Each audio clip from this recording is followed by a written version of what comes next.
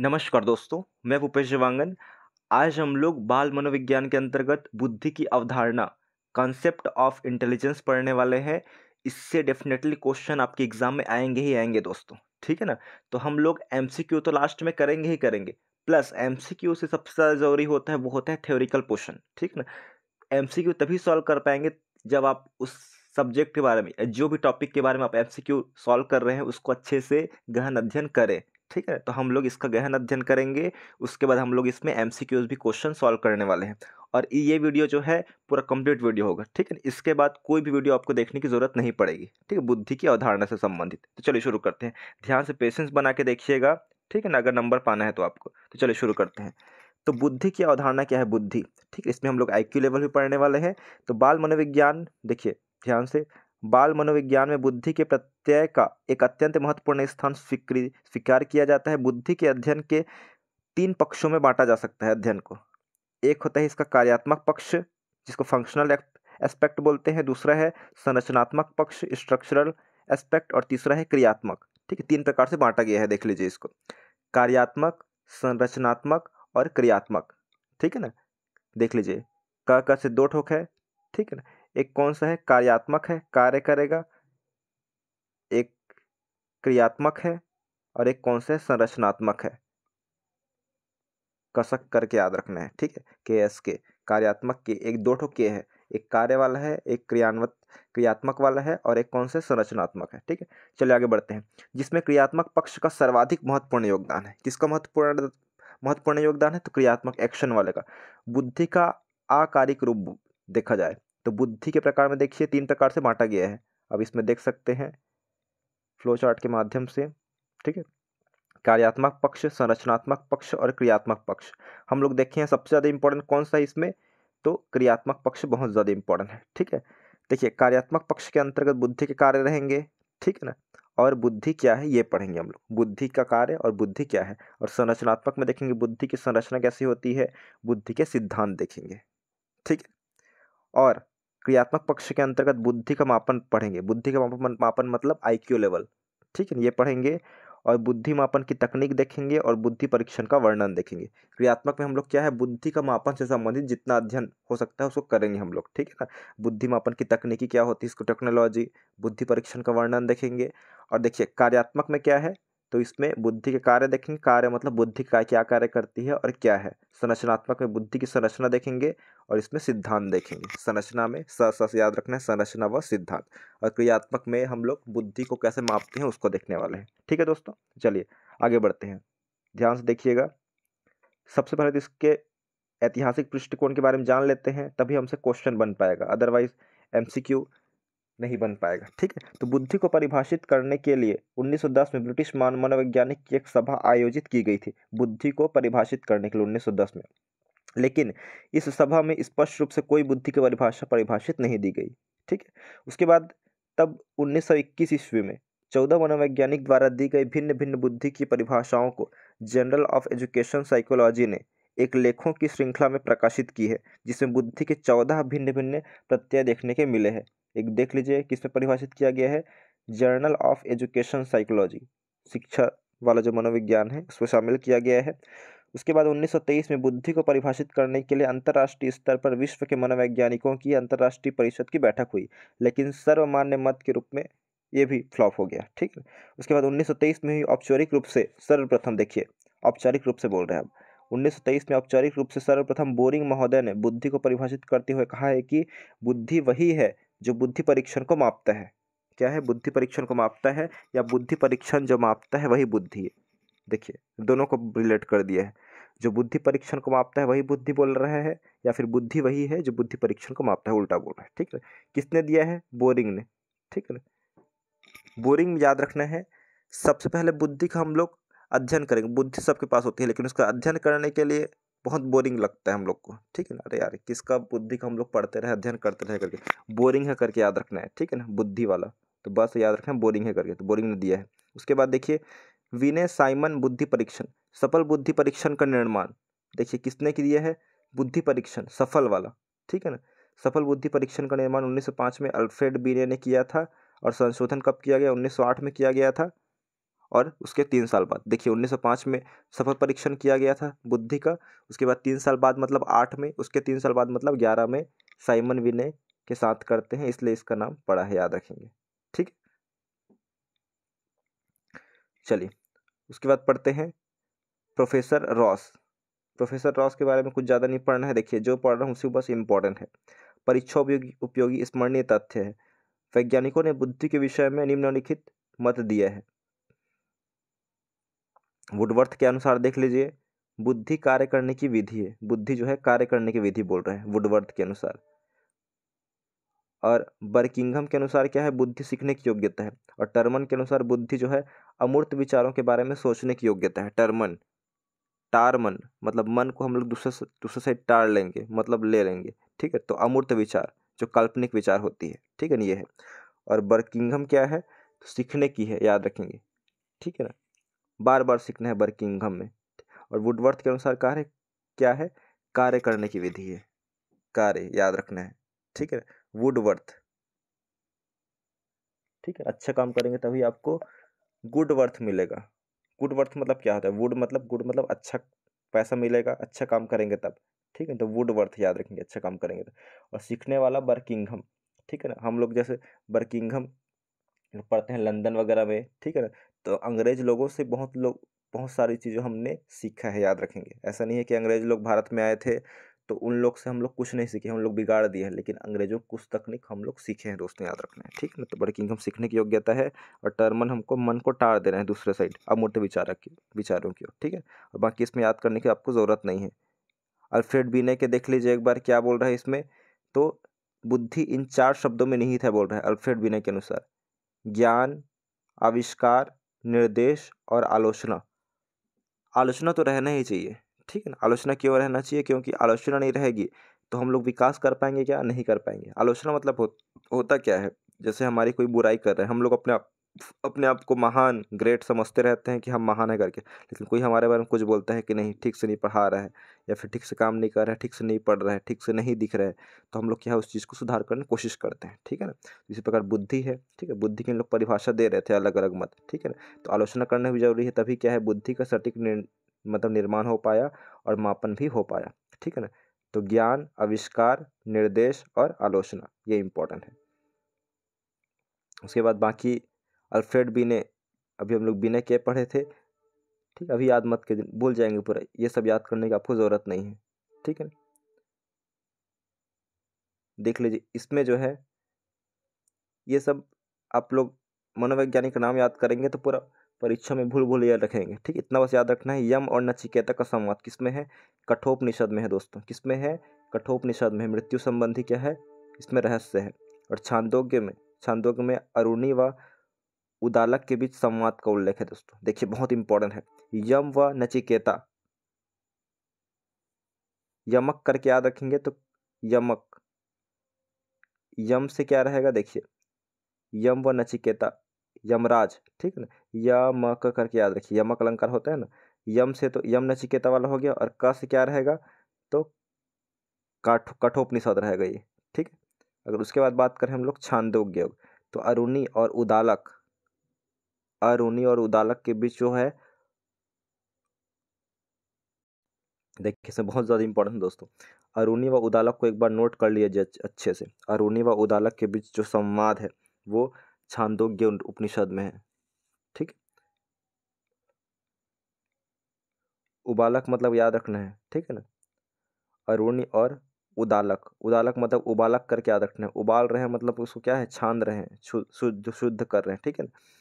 उसके बाद बृहदारण्यक, राजा जनक के दरबार में, देखिए राजा जनक के दरबार में याज्ञवल्क्य और उत्तर वैदिक कालीन विदुषी महिला गार्गी, मतलब महिला जो विदुषी थी, वैज्ञानिक मतलब सॉरी वो थी, विद्वान थी, उनके बीच जो तत्व मीमांसा, ईश्वर, जीव और जगत, ईश्वर हो गया और ये जगत हो गया हमारा संसार, और जीव या दार्शनिक प्रश्नों पर संवाद होता है, जिसमें गार्गी को सफलता प्राप्त होती है। कौन जीतता है इस संवाद में, गार्गी जीतती है।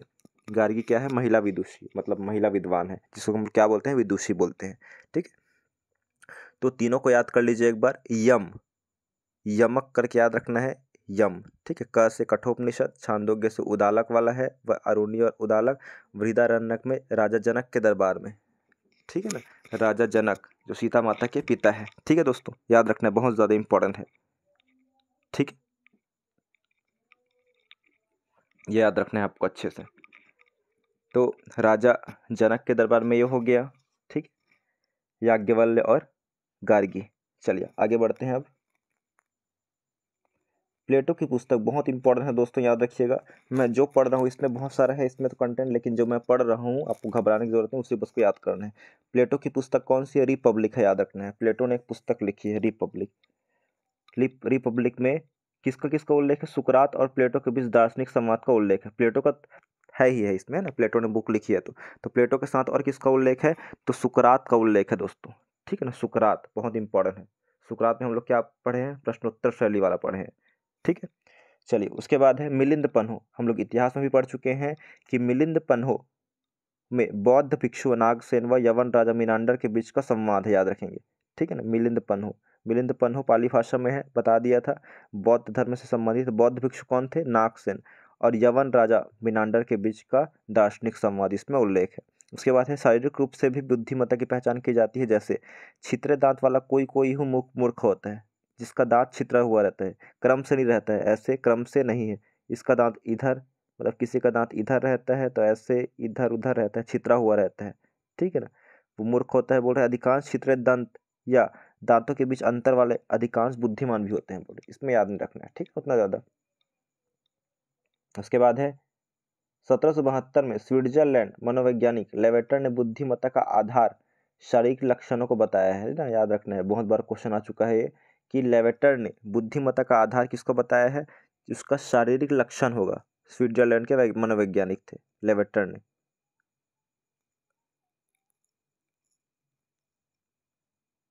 उसके बाद अगर बात करें हम लोग तो 1796 में ग्रीनविच वेधशाला लंदन के कीकर किकरनब्रुक नामक एक कर्मचारी के द्वारा ग्रहों की गति के संबंधित जानने का प्रयास किया गया है। ये उतना ज़्यादा इम्पोर्टेंट नहीं है।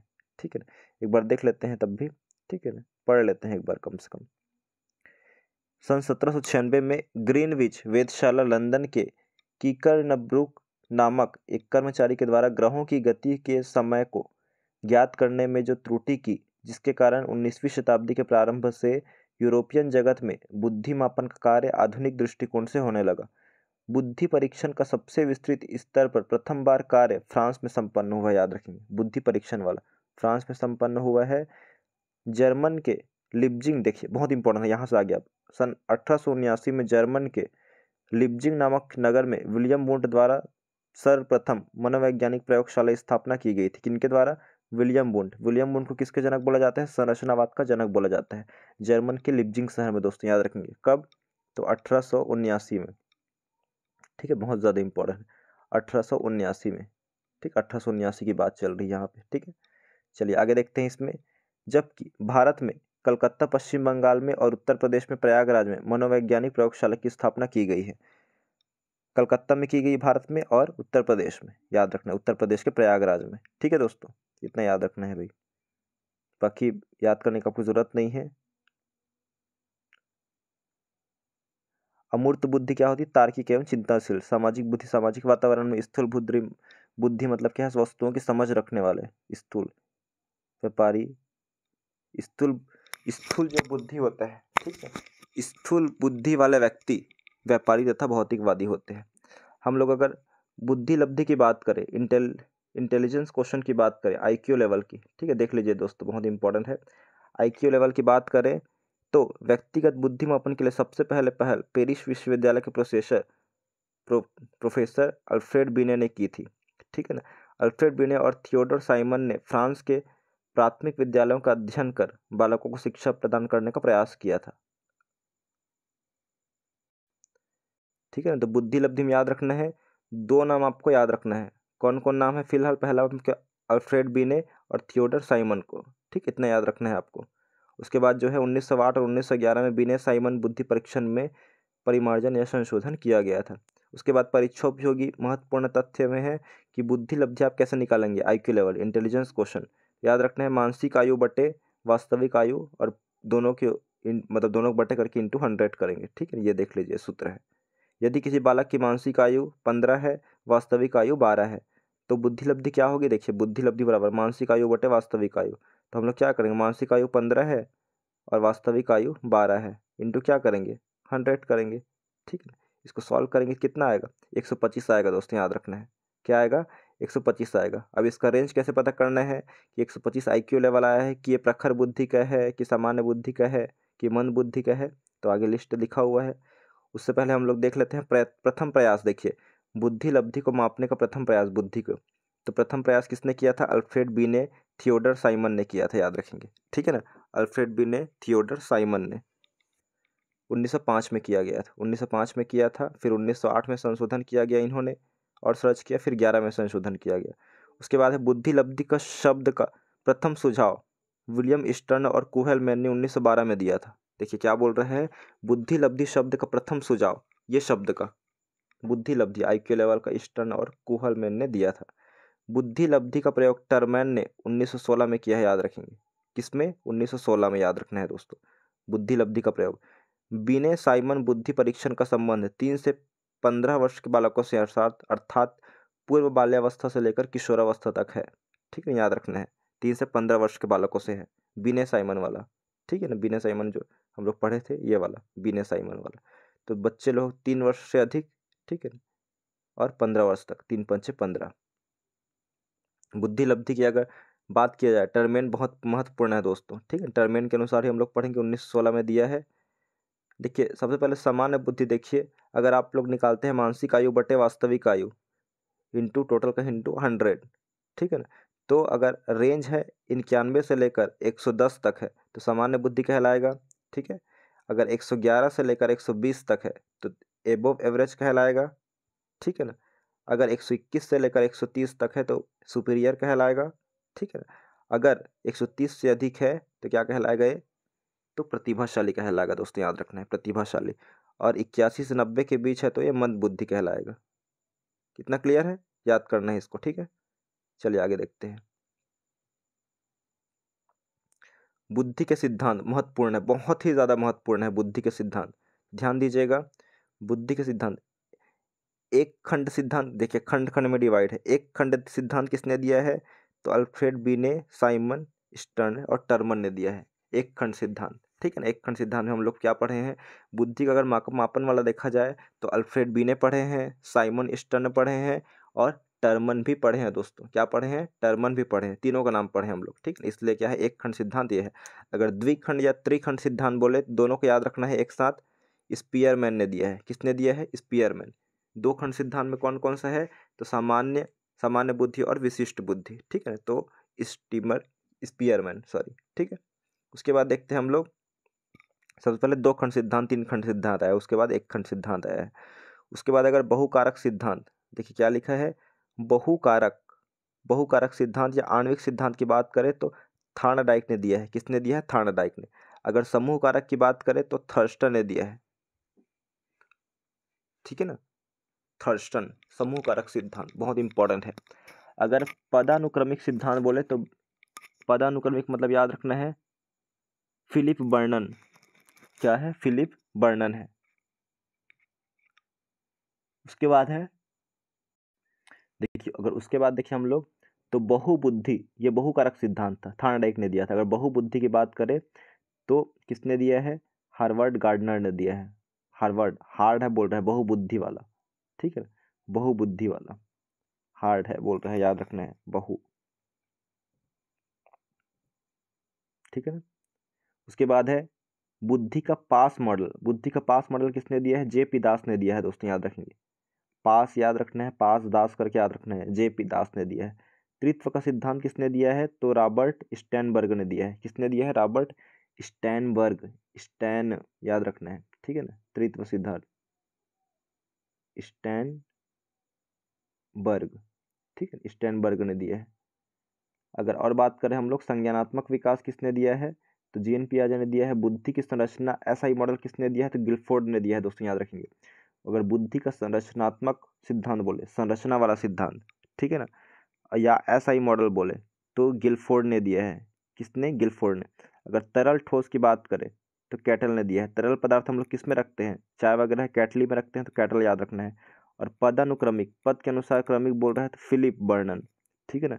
बर्तन को भी कैसे जमा के रखेंगे, पद के अनुसार रखेंगे जमा के, जिसका छोटा पद है वो छोटे में रखेंगे, बड़ा तभी तो फिट बैठ पाएगा, अदरवाइज बर्तन रख में भी नहीं रखा आएगा वो। तो इतना आपको याद रखना है। एक बार इसको फिर से हटा देता हूँ, ठीक है ना, फिर से देख लीजिए एक बार, क्योंकि इसको याद नहीं करेंगे तो दिक्कत हो जाएगा। ध्यान से देखिए एक बार, अच्छे से, बहुत अच्छे से देखिए। दो खंड सिद्धांत एवं तीन खंड सिद्धांत दोनों किसने दिया है, स्पीयरमैन ने दिया है। एक खंड सिद्धांत साइमन बिने और टर्मन ने दिया है। बहुकारक सिद्धांत या आणविक सिद्धांत थार्नडाइक ने दिया है। दोस्तों याद रखेंगे, बहुत इंपॉर्टेंट है थार्नडाइक, ठीक है ना। थार्नडाइक आणविक सिद्धांत, अणुक सिद्धांत। और समूह कारक सिद्धांत बोले तो थर्स्टन है, क्या है, थर्स्टन,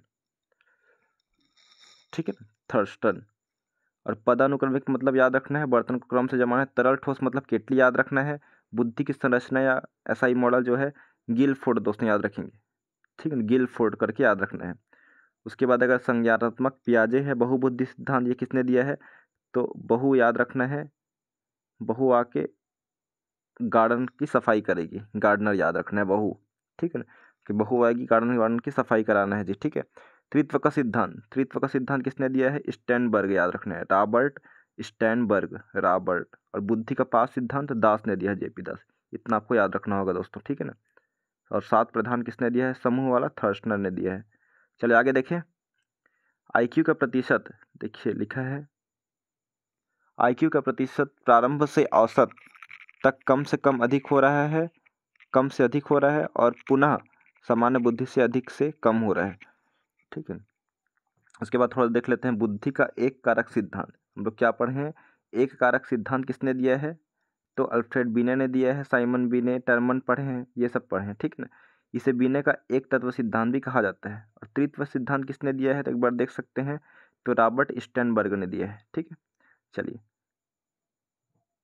आखिर इसमें क्या बोला जाता है इसको देख लेते हैं। बुद्धि के एक कारक सिद्धांत में देखिए याद रखना है, एक कारक सिद्धांत में क्या है, बुद्धि के एक कारक सिद्धांत में बुद्धि को एक अविभाज्य इकाई माना गया है, जिसको विभाजित नहीं किया जा सकता, याद रखेंगे। एक कारक सिद्धांत में जो मानव के मानसिक क्रियाओं को संचालित करता है, ये बोला गया है। बुद्धि वह मानसिक शक्ति है जो व्यक्ति के समस्त मानसिक कार्यों का संचालन करने तथा व्यक्ति के समस्त व्यवहारों को प्रभावित करती है। बुद्धि से ही होता है ना, हमारा व्यवहार भी होता है वो। उसके बाद है, उनका मत है कि व्यक्ति की विभिन्न मानसिक योग्यताएं एक इकाई के रूप में कार्य करती है। बिने साइमन स्केल में मानसिक आयु के आधार पर बुद्धि परीक्षण किया जाता है। मानसिक आयु के आधार पर मानसिक आयु ज्ञात करने के लिए प्रत्येक वर्ष के कुछ न कुछ प्रश्न दिए जाते हैं। जो बालक जिस आयु के लिए निर्धारित प्रश्नों के सभी उत्तर सत्य सत्य दे दे तो उसकी मानसिक आयु वही मान ली जाती है। जैसे 6 वर्ष का बालक है तो 5 वर्ष के लिए निर्धारित बच्चों प्रश्नों के उत्तर सत्य सत्य देता है तो उसकी मानसिक आयु कितनी होगी, 5 वर्ष मानी जाएगी। लेकिन यदि वह 6 वर्ष के लिए निर्धारित सभी प्रश्नों का उत्तर सत्य सत्य देता है तो उसकी मानसिक आयु कितनी होगी, ये मानी जाएगी, ठीक है ना, याद रखना है, ठीक है। मेन याद रखना है वही जो एक कारक सिद्धांत किसने दिया, और ज़्यादा इंपॉर्टेंट नहीं है, ठीक है। एक कारक सिद्धांत जो है ये दिए है बीने, साइमन, टर्मन ने। इसमें दोष क्या था, देखिए अगर दोष की बात करें, दूसरा सिद्धांत क्यों आया है, एक प्रमुख दोष यह था कि यदि किसी आयु का बालक अपनी आयु के निर्धारित प्रश्नों का उत्तर नहीं दे पाता था, ठीक है, उसके लिए निर्धारित करते थे आयु के लिए, तो मानसिक आयु जीवन आयु से कम मानी जाती थी। याद रखना है, मानसिक आयु जो है जीवन आयु से कम है करके मानी जाती थी। ये इसलिए इसलिए आया हुआ है। उसके बाद है, वास्तविक आयु की तुलना में मानसिक आयु जितनी अधिक होगी, वास्तविक आयु की तुलना में मानसिक आयु जितनी अधिक होगी बालक की बुद्धि उतनी ही अधिक होगी। यह तो मालूम है हमको सूत्र से, क्योंकि मानसिक आयु बटे वास्तविक आयु रहते हैं। इस प्रकार बुद्धि के मापन को बुद्धि लब्धि के रूप में व्यक्त किया जाता है। बिने साइमन बुद्धि परीक्षण के लिए वर्ष कितना निर्धारित किया है, तो 3 वर्ष से 15 वर्ष के बालक बालिकाओं के लिए, ठीक है ना। और जो याद रखना है, 11 एवं 13 वर्ष की आयु के लिए इस परीक्षा में कोई प्रश्न निर्धारित नहीं थे, 11 एवं 13 वर्ष की आयु के लिए, ठीक।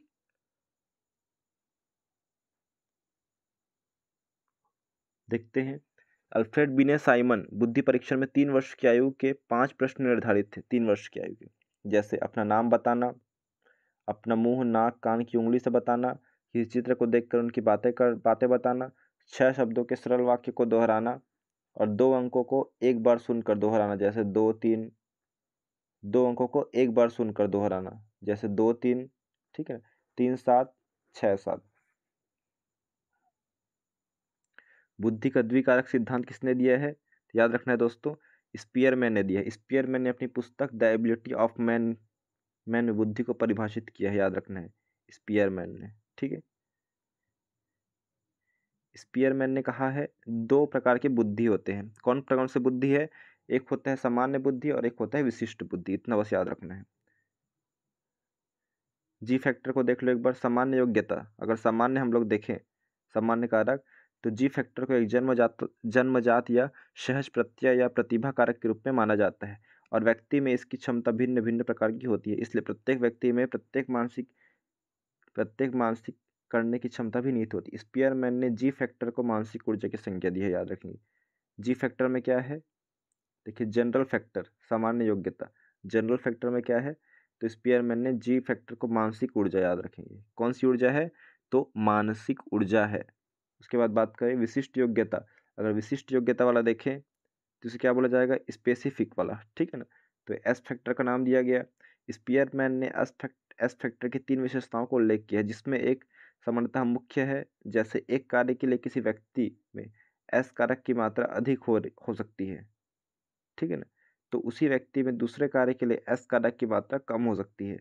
जैसे एक व्यक्ति में संगीत में रुचि रखने का एस कारक अधिक हो सकता है, लेकिन उसी व्यक्ति में पढ़ने और एस का कारण कम हो सकता है, ठीक है, ये बोलते हैं, ठीक है। विशिष्ट योग्यता सभी अलग अलग विशिष्ट है। विशिष्ट योग्यता के अंतर्गत पहला दूसरा विशिष्ट मतलब S1 या S2, याद रखना है इसको अच्छे से।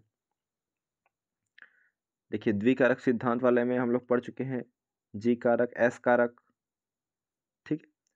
इसी स्पीयरमैन का त्रित्व सिद्धांत कहते हैं। देखिए क्या लिखा हुआ है, उपयुक्त चित्र से स्पष्ट है कि विशिष्ट योग्यताएं एक दूसरे की सीमा पार करके समूह का निर्माण करती है। इस विचारधारा के आधार पर 1911 में अपने उक्त सिद्धांत के सुधार करते हुए स्पीयरमैन ने कहा कि सामान्य तत्व जी कारक है ना तथा विशिष्ट तत्व एस कारक के साथ बुद्धि में एक समूह तत्व भी होता है, एक समूह तत्व।